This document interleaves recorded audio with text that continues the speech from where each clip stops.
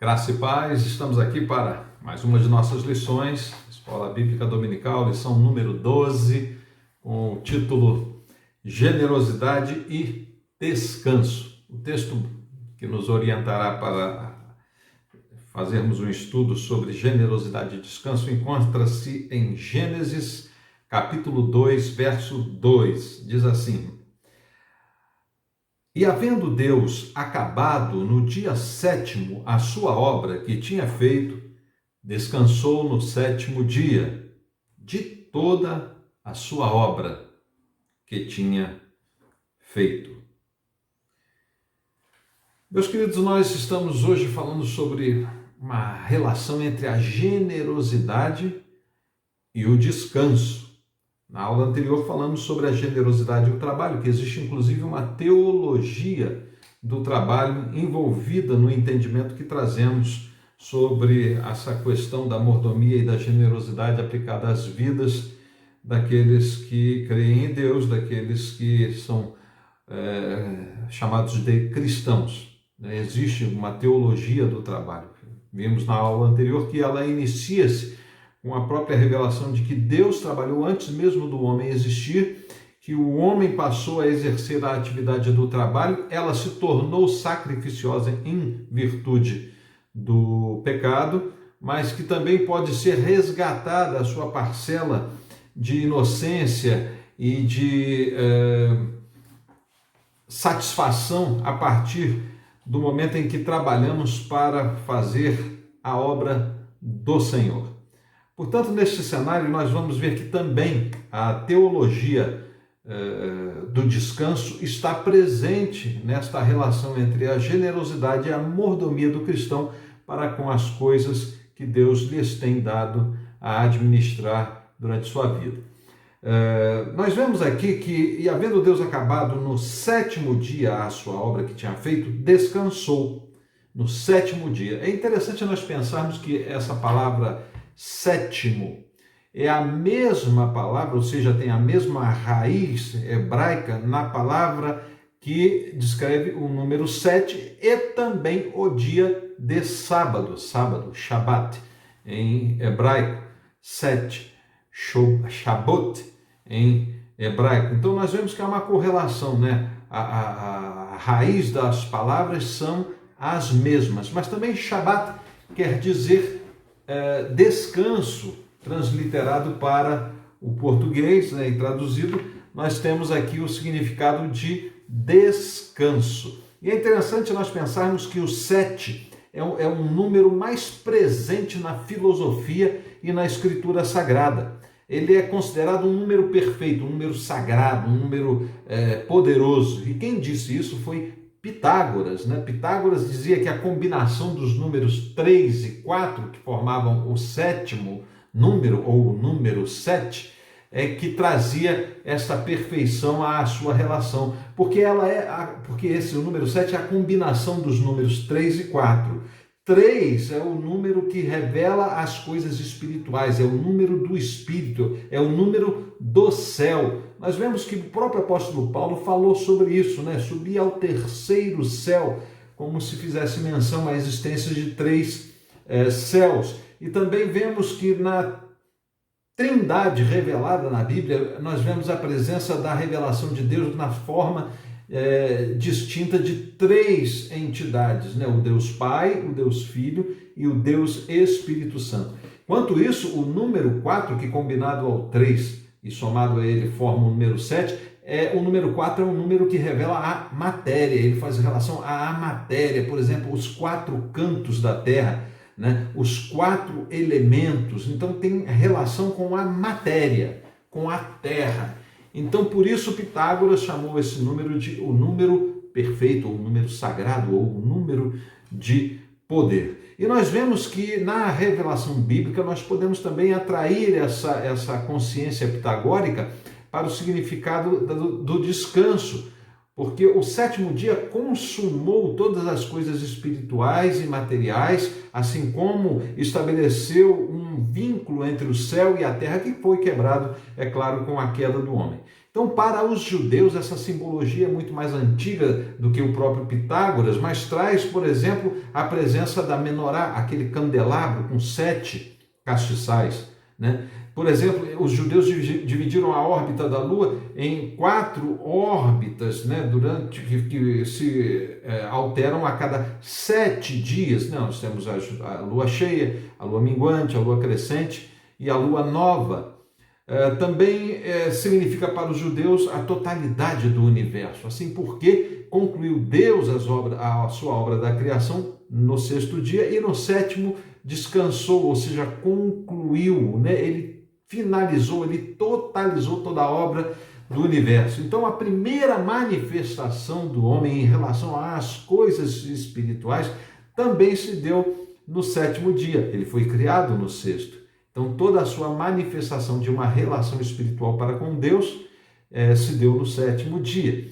E nós percebemos que ele veio a conhecer as coisas do Espírito, as coisas espirituais do Espírito de Deus, ou seja, as coisas da criação de Deus, justamente nesse 7º dia, que seria o dia do descanso. Portanto, o descanso tem toda uma teologia que o envolve, e esse é o primeiro tópico de nossa lição, a teologia do descanso. Percebemos que como Deus criou todas as coisas até o 6º dia e descansou no 7º, era para que o homem descansasse então na obra da criação do seu Deus, né? É muito interessante nós pensarmos nisso, e isso nos dá uma certa satisfação em saber que nós fomos criados para viver o descanso de Deus, né? E, portanto, nessa teologia do descanso, nós vemos que houve uma ruptura com esse descanso quando houve o quê? A queda do homem.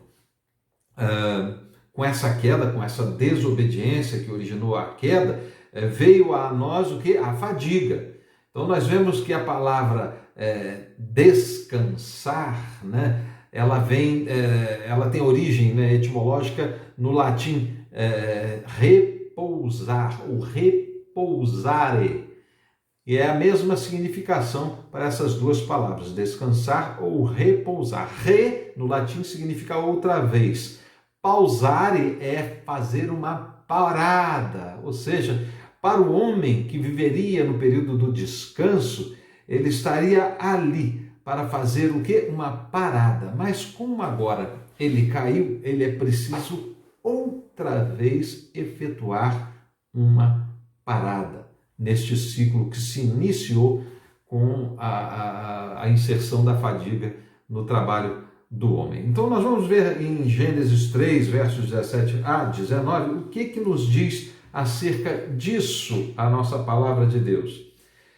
E a Adão disse Deus: porquanto deste ouvidos à voz da tua mulher e comeste da árvore que eu te ordenei, dizendo, não comerás dela, maldita é a terra por causa de ti, com dor comerás dela todos os dias da tua vida. Aqui nós vemos que por conta do pecado houve uma ruptura ecológica. O homem rompeu com a terra, rompeu com a natureza da criação. Portanto, essa ruptura ecológica produziu no homem o quê? O cansaço, a fadiga.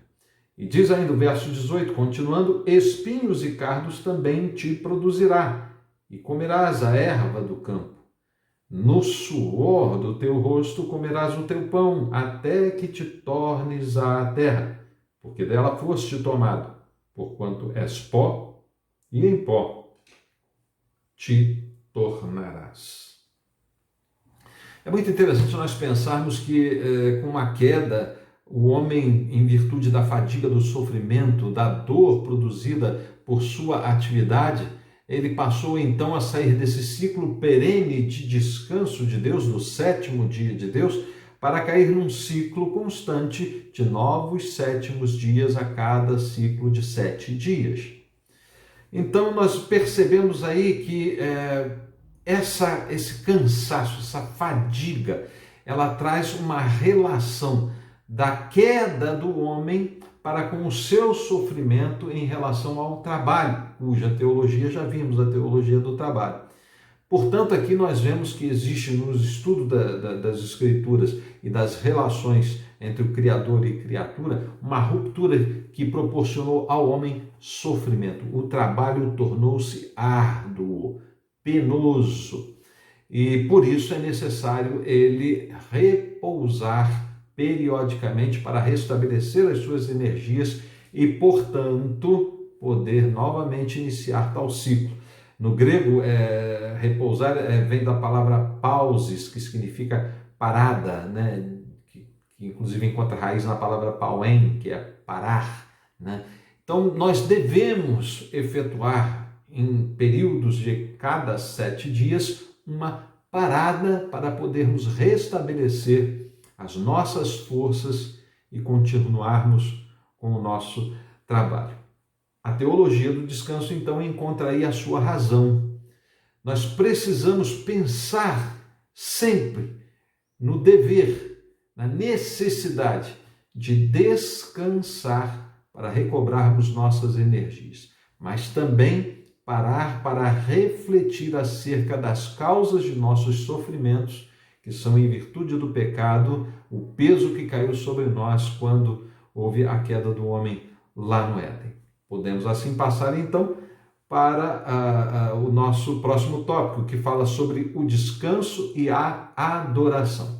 Como vimos, essa necessidade de parar, repousar, efetuar uma parada para que nós possamos então recobrar as forças, não são somente as forças físicas que nós devemos recobrar, mas também as nossas forças mentais e espirituais. Aí advém então um princípio. Essa parada faz o quê? Uma separação, é o princípio da separação entre o trabalhar e entre o parar para descansar ou repousar. Portanto, esse princípio dessa separação entre o trabalho e o descanso estabelece em nós a visão de uma necessidade física, mental e espiritual de um momento em que passemos refletindo sobre tudo aquilo que nos assola, sobre a realidade da vida e sobre aquilo que Deus revelou para nós como nosso Criador e que quer e deseja ser o nosso Senhor e Salvador de todas essas árduas atividades e desse ciclo que se renova a cada período de 7 períodos, vamos dizer assim, né? Então nós vemos aqui que o descanso e a adoração, que é o tópico desse segundo tempo, tem alguma coisa a ver, né? Nós não simplesmente paramos para descansar ou paramos para repousar a fim de quê? De dormir, né? De fazer como aquele urso que hiberna. Não, existe ainda um outro aspecto muito importante, porque nós não estamos aqui parando para recobrar apenas as forças materiais, as forças do corpo, mas também as forças mentais e as nossas forças espirituais. Portanto, Deus nos revelou já lá nos primórdios dos escritos bíblicos que em determinados momentos nós devemos parar para fazer a adoração a Ele. Lá em Levítico 23, que é um capítulo desse livro que nos fala sobre as festas que o Senhor estabeleceu, as 3 festas solenes, né? A Páscoa, né? O Pesach, né? A festa das primícias, ou Pentecostes, né? Ou Shavuot, e a festa das cabanas, ou dos tabernáculos, que é a festa do Sukkot. Então veja só, como Deus ordenou que houvesse uma parada nesse momento, né, de todo o labor para que pudéssemos refletir na nossa circunstância de adoração e podermos naquele momento operar o mais perfeito louvor em direção àquele que é o nosso Criador, sustentador, provedor, Senhor e Salvador. Vamos lá em Levítico 23, vamos ler o verso 3, que diz o seguinte: 6 dias obra se fará, mas ao 7º dia será o sábado, isso durante a Páscoa, sábado do descanso, santa convocação. Nenhuma obra fareis. Sábado do Senhor é, em todas as vossas habitações. Portanto, esse dia separado que Deus nos requer aqui, solicitando que na Páscoa, durante o sábado, nós paremos, né? O sábado para o judeu começa às 6 horas da tarde de sexta, vai até às 6 horas da tarde do sábado, era um momento para uma santa convocação. Um sábado de descanso para a santa convocação. Convocação da sua igreja, do seu povo, da sua nação separada, para que pudesse, diante do seu Deus, unidos, poderem prestar adoração. Agora vamos lá no verso 21, que já trata das festas das primícias, o que Deus fala acerca do sábado dentro desse outro festival, que é a festa do Pentecoste, ou festa das colheitas. Vamos lá, verso 21. E naquele mesmo dia apregoareis que tereis santa convocação, nenhuma obra servil fareis, estatuto perpétuo é em todas as vossas habitações pelas vossas gerações. Aqui o Senhor repete mais uma vez que durante o Pentecoste, naquele sábado de Pentecostes, era um momento para se adorar a Ele. Santa convocação. Agora nós vamos ver lá no verso 31, que já trata da festa relativa à festa dos tabernáculos, né, que houve já a expiação, que já houve a primícia, a festa das primeiras colheitas, e agora há uma festa que é chamada festa dos tabernáculos, né, que fazia o povo lembrar dos dias em que viveram lá no deserto, em suas tendas, e que agora podiam ter as suas casas, mas nesse dia todos iam morar em tendas para lembrar como o Senhor havia libertado o seu povo da escravidão do Egito e o sustentado durante toda a peregrinação no deserto. Verso 31 diz o seguinte: nenhuma obra fareis, estatuto perpétuo é pelas vossas gerações em todas as vossas habitações. Verso 32, sábado de descanso vos será, então afligirei as vossas almas, aos 9 do mês à tarde, numa tarde a outra tarde, celebrareis o vosso sábado. Então nós vemos que, na verdade, esses dias que tiramos para efetuar a reposição de nossas forças físicas, mentais e espirituais, não é um dia apenas para dormir, nem é tampouco aquele dia para ir para o boteco tomar uma cerveja e bater papo com os amigos. Na verdade, aqui é um conjunto de coisas que nos faz recuperar as nossas forças corporais, mentais e espirituais. E o melhor local de fazer essa celebração, né, esta adoração, é o povo todo junto, né? A igreja de Deus toda reunida em santa convocação para o adorar como um só corpo, em um só espírito. Portanto, o descanso está intimamente ligado e vinculado à adoração. O sábado, ou o domingo, foi feito para descansarmos e adorarmos, porque o descanso do 7º dia da criação era a perfeita adoração iniciada por Adão e Eva naquele 7º dia de toda a sua criação, né? Portanto, vamos ao terceiro tópico de nossa lição, que fala sobre a prática do descanso. Então, como fazer essa recuperação de forças, né? Reavaliar as nossas capacidades e limitações físicas, mentais e também espirituais. Aí nós vamos verificar que essa importância da prática do descanso está registrada lá em 1 Coríntios, capítulo 6, vamos ler os versos 19 e 20, que diz o seguinte: ou não sabeis que o vosso corpo é o templo do Espírito Santo, que habita em vós, proveniente de Deus, e que não sois de vós mesmos, porque fostes comprados por bom preço? Glorificai, pois, a Deus no vosso corpo e no vosso espírito, os quais pertencem a Deus. Isso realmente fecha com chave de ouro todo esse pensamento de que existe uma teologia do descanso por trás deste 7º dia que tiramos para não fazer nenhuma obra. a importância do corpo, ela é extrema. Nós precisamos cuidar do nosso corpo. Vimos isso, que nós devemos ser generosos para com o nosso corpo em lições passadas. Mas aqui é reforçado porque Paulo também nos diz e nos afirma que este corpo é o templo do Espírito Santo. Portanto, num exercício perfeito da mordomia, da administração de nosso tempo, descansar corpo, mente e espírito é uma oportunidade de entrarmos no descanso que nos propôs o nosso Criador. Portanto, uma grande oportunidade para adorarmos. Que Deus nos abençoe e até a próxima aula.